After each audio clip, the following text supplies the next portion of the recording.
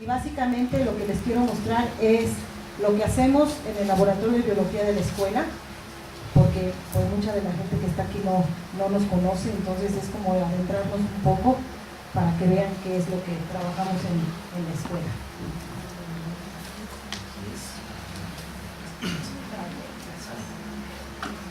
Bueno, es una probadita, digamos, de lo que hacemos en la escuela.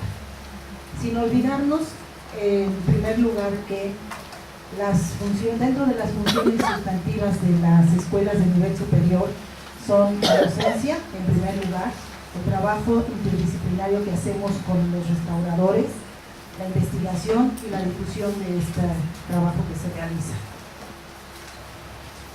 Dentro de la docencia y la interdisciplinaridad que hacemos con los restauradores, nosotros trabajamos en seminarios taller de manera permanente, como son papel y documentos, pintura de caballete, textiles, escultura policromada y algunas asesorías que nos piden de vez en cuando se requiere, ya sea el caso de identificación de materiales o de biodeterioro, control de plagas, con fotografía, el seminario de encuadernación, de cerámica, de instrumentos musicales y de metales.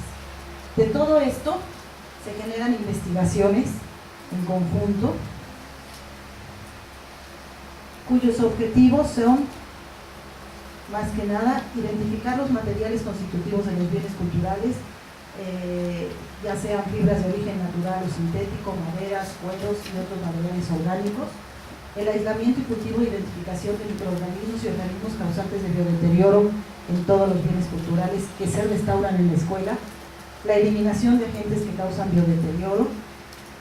Y aquí vemos algunos ejemplos en que, como les decía, la docencia es nuestro principal eje y les mostramos a los restauradores, a los futuros restauradores, cómo se deben de tomar las muestras, de qué tamaño se deben de tomar las muestras, de dónde se deben de tomar las muestras de los bienes culturales que llegan a la escuela para ser restaurados.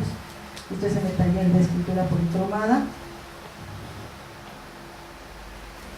Posteriormente nos llevamos las muestras al laboratorio, se meten en estos tubitos Eppendorf, si ven, depende de la pieza, depende del deterioro que tenga, el tamaño de la muestra que sacamos. Llenamos unas fichas y las montamos. Montamos las muestras en portaobjetos. Estas son muestras de madera, cortes de madera que hacemos. Por supuesto, no siempre tenemos el mejor corte para poder llegar hasta la especie, porque pues, son tan pequeñas las muestras que a veces no nos dan, pero bueno, se hace lo que se puede. Y después, ya entre las biólogas que estamos y los alumnos, identificamos de qué se está tratando, ¿no? El tipo de madera, si llegamos hasta género, a veces podemos llegar a familia, no más allá, pero generalmente llegamos al género y a veces sí llegamos a las especies. Después de esto, hacemos unas bases de datos con todas las muestras que se sacaron, por ejemplo, de esta pintura, que es la muerte de San Agustín, es del siglo XVIII, de dónde viene la muestra, quiénes son los responsables de la muestra, qué alumnos nos están trabajando y el año en que se trabajó. Se saca la muestra, se dice de dónde se tomó la muestra, el corte que tiene, que se sacó, el nombre científico de lo que se identificó, el nombre común, la foto, y así es como vamos haciendo estas bases de datos desde el año 2008, que estuvimos a cargo de hacer este trabajo. También vamos haciendo un banco de muestras a la vez, en donde por semestres colocamos las preparaciones ya montadas por cualquier dato que se quiera corroborar o para estudios posteriores. Aquí les puse algunos ejemplos de la importancia que tiene sacar las muestras de las piezas, ya que a veces no es fácil. Por ejemplo, esta pieza es un documento que llegó a papel y uno lo veía, de verdad que parecía un papel, pero después cuando ya empiezas a observarlo más de cerca, las características son diferentes y resulta que era un pergamino. Si los alumnos se van con la finta de que esto es un papel y le quieren hacer los tratamientos que les hacen normalmente a los documentos, pues le van a dar en la torre, porque pues un pergamino para nada es lo mismo que un papel de celulosa, ¿no? Ya sea papel hecho a mano de lino o de algodón. Entonces, eso es por lo que se toman las muestras. También vemos el deterioro que se puede dar en estos materiales, como por ejemplo, aquí identificamos al género Ketomio de estos documentos de Papayeca. Ya surgió una tesis a partir de este material, porque el hongo Ketomio y el hongo Foma son de los más celulolíticos que hay, o sea, sumamente agresivos para el papel, y a la hora que lo metieron el papel al tratamiento de limpieza, el papel se les empezó a disgregar, pero así una cosa horrible, y ustedes aparentemente no ven unas manchas que digan, ay, qué hongos tiene esto, ¿sí? Sin embargo, a la hora que empiezan a hacer los tratamientos, los sacaron y empezamos a tomar muestras de los microorganismos y salió Ketomio, que es un hongo muy, muy agresivo. Entonces, tenemos una tesis de una alumna que está haciendo para ver con qué podemos eliminar. Este hongo no se eliminaba más que con óxido de etileno en los años 70 y eso pues no lo usamos, ¿sí? Ya estamos haciendo pruebas con varios biocidas a ver con qué eliminamos tanto Ketomio como Foma. Y bueno, se identificaron las fibras, tenía fibras de lino, y en el hilo de la encuadernación tiene cera presente. También cuando tenemos ataque de insectos, podemos ver todas estas evidencias en las piezas que nos van a indicar que tiene un ataque, ¿no? O que tuvo, por eso es lo que hay que ver, si se tiene que fumigar, si no se tiene que fumigar, y eso lo hacemos junto con los alumnos. Entonces podemos tener, las evidencias del ataque pueden ser diferentes tipos de larvas, según el insecto que trate. Podemos tener mudas o exuvias. También con esto nosotros podemos determinar qué tipo de insecto vamos a tener presente, o simplemente viendo las excretas. A veces no tenemos la evidencia ni de la muda ni del insecto, más que puras excretas, y con eso nosotros sabemos qué tipo de insecto está atacando y si el deterioro es un deterioro activo o es un deterioro ya muy antiguo, viejo, porque aquí las vemos completamente oxidadas las excretas. Entonces esto nos da pauta a decir, no lo voy a fumigar porque le van a seguir saliendo, todo este polvito que sale son las excretas, va a seguir saliendo pues X tiempo, mientras la pieza se mueva, adentro está hueca y sigue saliendo. Pero lo importante es ver que no hay por qué fumigarla si no hay necesidad, ¿sí? Y ya en ocasiones también encontramos ya los insectos, sobre todo Calimaderus es uno de los más presentes, la polilla de la ropa y los Dictus, que son los que más tenemos deteriorando en las piezas. Este es un ejemplo del pipín de la Malinche, en donde se sacaron las excretas, y bueno, no veíamos al bicho, nunca lo vimos, pero nada más por la forma de las excretas y el tamaño, sabemos que es Tineola, la polilla de la ropa, la que la estuvo deteriorando. Aquí nos han llegado casos como esta peluca que le quitaron a una escultura en las Vizcaínas, una escultura que estaba en un retablo de hace 500 años, la bajaron, le quitaron la peluca, y bueno, no tiene los piojos vivos, pero sí tiene los huevecillos explosionados de que había un deterioro por piojos. Lo mismo nos llegan útiles o ropa de material etnográfico que tiene biodeterioro. Este es un ejemplo de Calimaderus en escultura policromada. Pueden ver la cantidad de oquedades que tiene esto, de galerías. Y bueno, a partir de esto nosotros decidimos si se fumiga o no se fumiga la pieza y por qué método lo vamos a eliminar al insecto o al microorganismo. Aquí, por ejemplo, estamos haciendo una fumigación con un producto que es un humo, en donde pusimos una mesa a las piezas que se van a fumigar, que es la pintura de caballete, y hasta arriba de estas piezas pusimos como protección papel secante.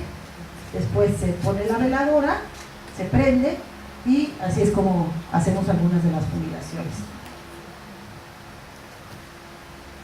Eso cuando es mucho el material que se tiene que fumigar.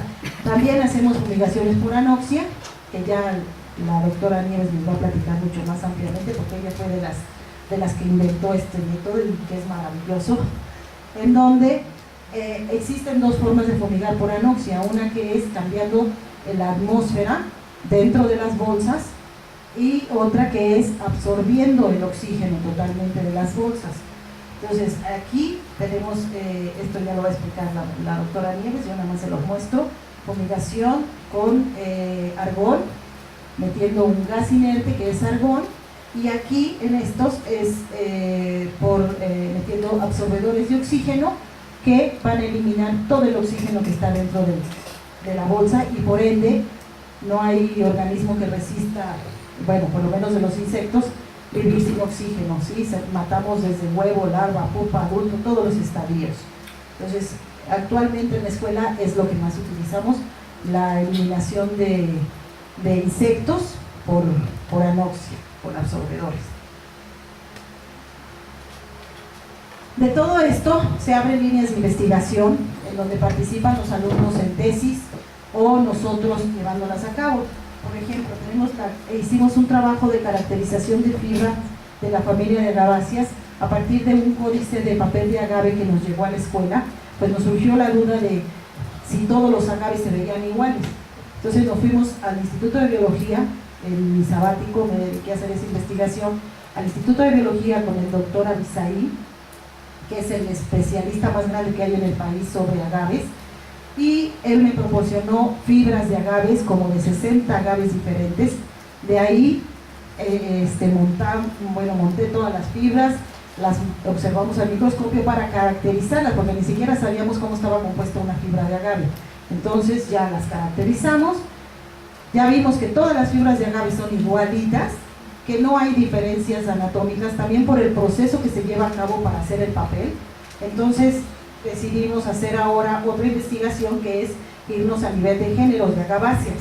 Entonces estamos revisando los 8 géneros de agaváceas y con el doctor Abisaí viendo cuáles son las más probables de utilizar para la manufactura de bienes culturales. De ahí ya salió una tesis de una alumna que va a tratar de recrear la manufactura del papel de agave como se hacía en la época prehispánica.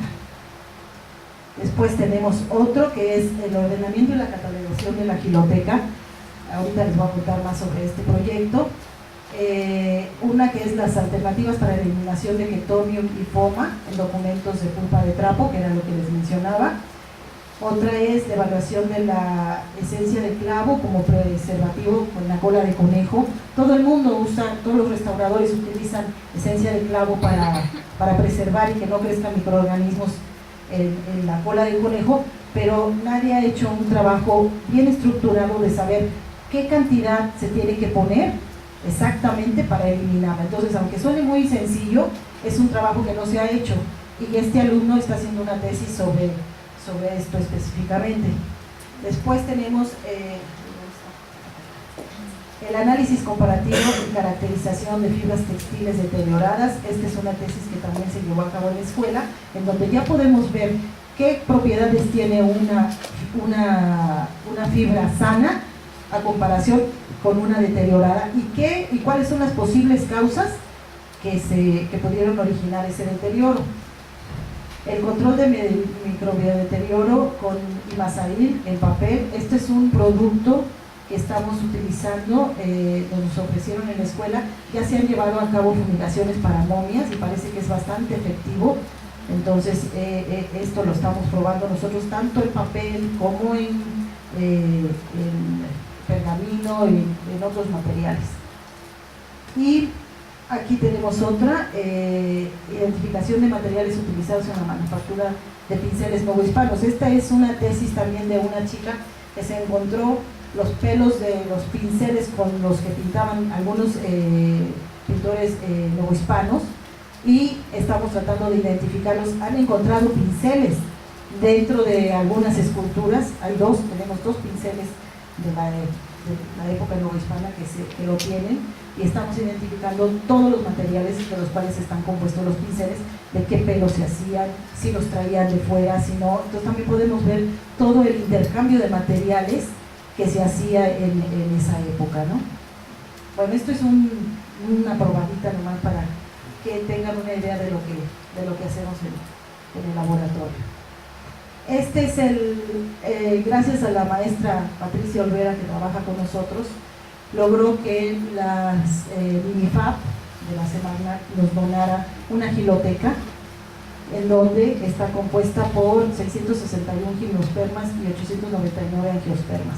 Entonces se catalogan las maderas, se guardan, se ordenan y después se está haciendo una base de datos y a la vez también se están haciendo los cortes que debemos de tener para la identificación de las maderas, y con este material nosotros ya podemos compararlo con las piezas, con los materiales de las que están compuestas las piezas que llegan a la escuela y poder llegar hasta especies si se puede. Este es el documento que les decía que a partir de este documento, que es un códice, tuvimos una curiosidad por saber cómo eran las fibras si podíamos llegar hasta especie, bueno, hasta género por lo menos, de las fibras de agaves.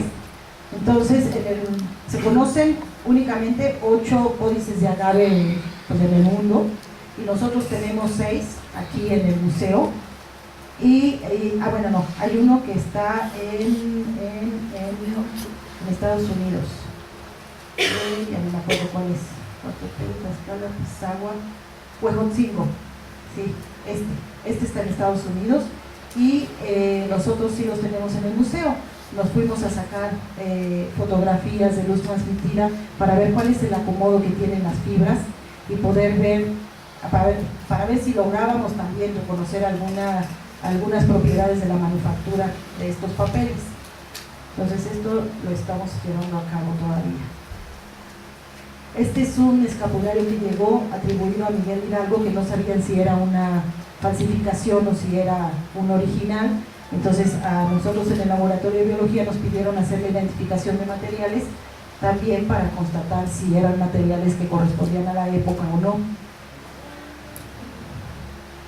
Y bueno, por último, las personas que elaboramos en el laboratorio, yo estoy como responsable, y como colaboradoras está la maestra Patricia Olvera Coronel, la bióloga Iris Velasco y la bióloga Perla García Hernández.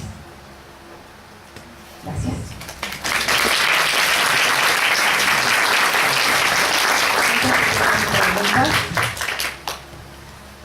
Sí. ¿Cuáles son las variables mínimas que consideran para evaluar cuando las fibras que tienen deterioradas y no deterioradas? O sea, ¿cuáles son los módulos de relación? Sí, la anatomía de las fibras, básicamente. Si está partida, o sea, cuando están muy resecas porque les faltó o porque tenían luz directa muy fuerte, las fibras por ejemplo, las de seda, se hacen cachitos, o sea, se hacen como navajitas, como agujitas, ¿sí? Otros deterioros se contraen algunas de las partes cuando es por humedad o se expanden. O sea, sí está ahí la tesis en el laboratorio, en la biblioteca, de todas estas propiedades que encontró la restauradora, ¿sí? Y nada más se hizo en las 4 fibras principales, que son algodón, lino, seda y lana, sí, porque son las que más se trabajan en la escuela. ¿Sí? ¿Algo más? Sí. Yo quería preguntar algo relacionado hacia la identificación que realizan entre los géneros y especies de los hongos. ¿Cuáles son las técnicas que utilizan? ¿Qué diferencias hay? Si hay sinergismo entre las comunidades que se puedan formar ahí, sí, los materiales. Sí. Y si hay alguna identificación, no sé, relacionada a la biología molecular, o solamente utilizan técnicas. No tenemos acceso ni a la biología molecular. Lo único que hacemos, y además, como nuestro propósito es más didáctico, o sea, yo no les puedo decir a los alumnos, vamos a hacer biología molecular cuando ellos no van a tener posibilidad, ¿sí? Lo que tratamos es que todo lo que se haga en el laboratorio, la gente que tiene un taller o los alumnos que salen de la escuela, por lo menos tengan los principios para poderlo hacer ellos, no con biología molecular ni con técnicas más sofisticadas, que ya para algún proyecto específico sería maravilloso, ¿sí? Pero en este momento no, nosotros hacemos por microscopía óptica y estereoscópica todas las identificaciones, y los hongos sí, hemos encontrado, por ejemplo, en pintura de caballete, que a veces hay hasta 5 géneros diferentes en una misma mancha.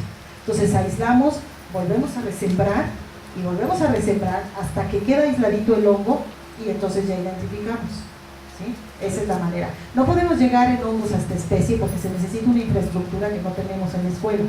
Entonces, pero sí sabemos hasta los géneros, que para nosotros es suficiente, ¿no? ¿Utilizan microcultivo? Hacemos cultivos, sí, claro. Hacemos cultivos con papa dextrosa agar y con extracto de manta.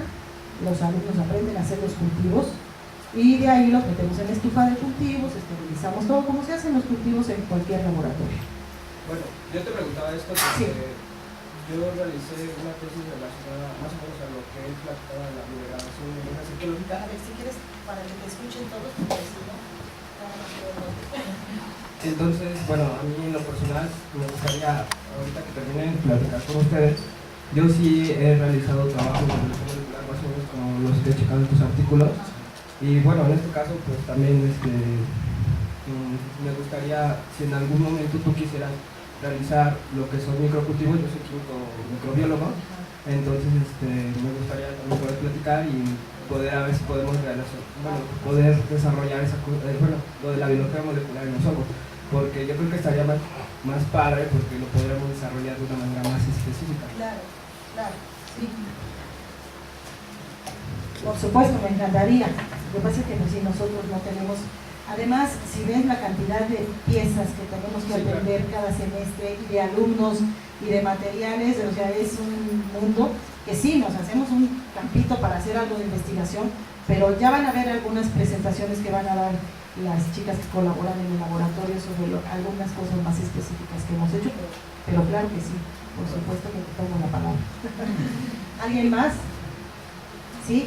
¿Cuáles fueron los resultados que obtuviste respecto al escapulario de Miguel Hidalgo? Se concretó los especialistas de que sí era original el escapulario. Y bueno, se identificaron la cola con la que se unió, se identificó papel que también tenía, varios materiales. Ahí tenemos el estudio, si le interesa verlo más a fondo, por ahí lo tenemos. ¿Sí? Ajá. Y después vas a platicar acerca de lo que usaron para